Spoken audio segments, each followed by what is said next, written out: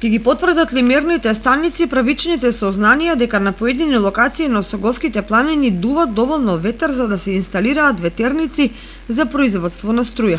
На оваа тема деновиве разговарале градоначалникот на општина Крива Паланка Борјанчо Мицевски и менеджментот на компанијата Вентус, потенцијален инвеститор за изградба на ветерници на Козијачко-Осоговскиот планински масив. Постигнат е договор на почетокот на 2021 година да се постават две мерни станици, од кои една на локалитетот на Осоговските планини, а другата во Билино.